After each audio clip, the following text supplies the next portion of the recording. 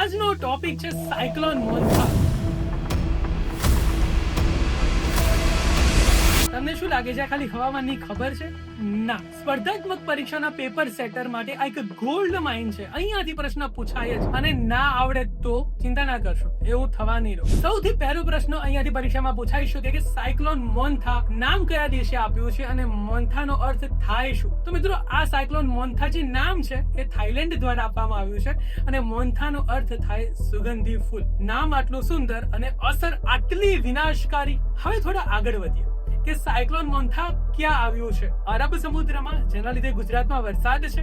ના, આ સાયક્લોન આવ્યું છે બંગાળની ખાડીમાં, અને સીઝન કઈ છે? વરસાદ પછીની, post monsoon season, October November. બરાબર, તો આ એક ખાસ સીઝન છે, પોસ્ટ મોન્સૂન સીઝન, કે જ્યારે બંગાળની ખાડીમાં સૌથી વધારે ચક્રવાત ઉત્પન્ન થાય છે. હવે થોડા આગળ વધીએ.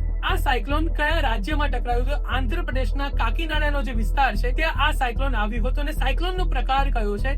તો સેવર સાયક્લોન સ્ટોર્મ છે. હવે આ કહેવાય કોને? તો જેના પવનની ગતિ 90 થી 110 કિલોમીટર પ્રતિ કલાક હોય એવા સાયક્લોનને સેવર સાયક્લોન કહેવાય. પરીક્ષામાં પ્રશ્ન આવશે, ધ્યાન રાખજો. પરીક્ષામાં ઓપ્શન હશે એક્સ્ટ્રીમ સેવર, વેરી સેવર. તો આપણે એવું યાદ રાખવાનું છે કે આ ખાલી સેવર સાયક્લોન સ્ટોર્મ હતો. બરાબર, તો આ એક ખૂબ જ અગત્યનો મુદ્દો તમારા પરીક્ષા માટે છે. ફરી એકવાર નવી રીલ સાથે, નવી માહિતી સાથે, નવા પરીક્ષામાં પૂછાય એવા પ્રશ્ન સાથે મળીશું. ત્યાં સુધી ફોલો કરો આલાપ એકેડમી.